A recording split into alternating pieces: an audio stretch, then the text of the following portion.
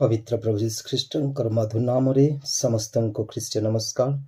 ପ୍ରଭୁଙ୍କ ଧନ୍ୟବାଦ हो पुनर्बार ସୀମିତ ଯୀଶୁ ଖ୍ରୀଷ୍ଟ ଯେ ଆମମାନଙ୍କୁ ଏକ ନୂତନ ଦିନ ଦେଇଅଛନ୍ତି। ଆସନ୍ତୁ ଆଜି ମଧ୍ୟ ଆମମାନେ ପବିତ୍ର ବାକ୍ୟରୁ କିଛି ଆମମାନେ ଧ୍ୟାନ କରିବା, କାରଣ ପବିତ୍ର ଆତ୍ମା ଆମମାନଙ୍କୁ ଏହି ସୁଯୋଗ ଦେଇଅଛନ୍ତି। ଈଶ୍ୱରଙ୍କ ବାକ୍ୟ ଆମମାନଙ୍କ ଆତ୍ମାକୁ ଆମମାନଙ୍କର ଜୀବନକୁ ଆହୁରି ଅଧିକ ସଜୀବ କରି ଅଧିକ କ୍ରିୟାଶୀଳ କରିଥାଏ। ତେଣୁ ଆସନ୍ତୁ ଆମେ ଦେଖିବା ଆଜିର ଆଶୀର୍ବାଦ ନିମନ୍ତେ ଏକ ବାକ୍ୟ ଯାହା ଅନୁଗ୍ରହଯୁକ୍ତ ଅଟେ।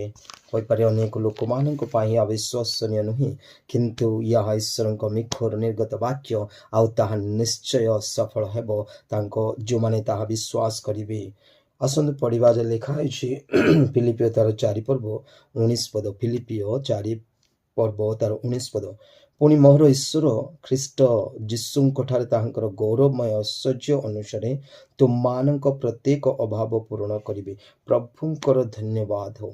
ଏ ଜାଗାରେ ଆମେ ସ୍ପଷ୍ଟ ରୂପେ ଦେଖୁଅଛୁ ସାଧୁ ପାଉଲ ଫିଲିପିଓ ମଣ୍ଡଳୀକୁ ସେ ଲେଖୁଅଛନ୍ତି କ'ଣ ନା ଗୌରବମୟ ଐଶ୍ୱର୍ଯ୍ୟ ଯୀଶୁଖ୍ରୀଷ୍ଟଙ୍କଠାରେ ତାହାଙ୍କର ଗୌରବମୟ ଐଶ୍ୱର୍ଯ୍ୟ ଅନୁସାରେ ପ୍ରତ୍ୟେକ ଅଭାବ ସିଏ ପୂରଣ କରିବେ। ଏଇ ଯେଉଁ ଅଭାବ ବିଷୟ ହେଉଛି ବାସ୍ତବରେ ଏହା ଆତ୍ମିକ ଅଭାବ ବିଷୟ ନା ସାମାଜିକ ଅଭାବ ବା ନୈତିକ ଅଭାବ ବିଷୟ। ଆମେ ଯଦି ପଢ଼ିବା ତାର 4:10 ପଦରେ ତାହା ଲେଖା ହୋଇଛି। ଏ ଜାଗାରେ ଏହାର କଣ୍ଟେକ୍ସଟ ହେଉଛି ସନ୍ଦର୍ଭ ହେଉଛି କ'ଣ ନା ଦାନ ବିଷୟରେ। ତେଣୁ ଏ ଜାଗାରେ ମୁଁ ବିଶ୍ୱାସ କରି ଏହା ଆମମାନଙ୍କ ଜାଗତିକ ଆବଶ୍ୟକ ବିଷୟରେ ସାଧୁ ପାଉଲ ପବିତ୍ର ଆତ୍ମାଙ୍କ ଦ୍ୱାରା ଆମମାନଙ୍କୁ ଜଣାଉଛନ୍ତି ଯେ ଆମମାନେ ଜଗତରେ ବାସ କରୁଥିବା ତ ଅନେକ ବିଷୟର ଅଭାବ ରହିଥାଏ ପ୍ରତ୍ୟେକ ମୁହୂର୍ତ୍ତରେ ପ୍ରତ୍ୟେକ ସମୟରେ।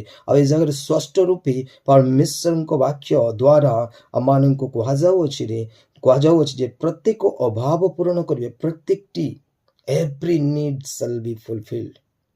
ପ୍ରତ୍ୟେକ ଅଭାବ ଆମମାନେ ଖ୍ରୀଷ୍ଟ ଯୀଶୁଙ୍କ ଠାରେ ପ୍ରାପ୍ତ ହେବା।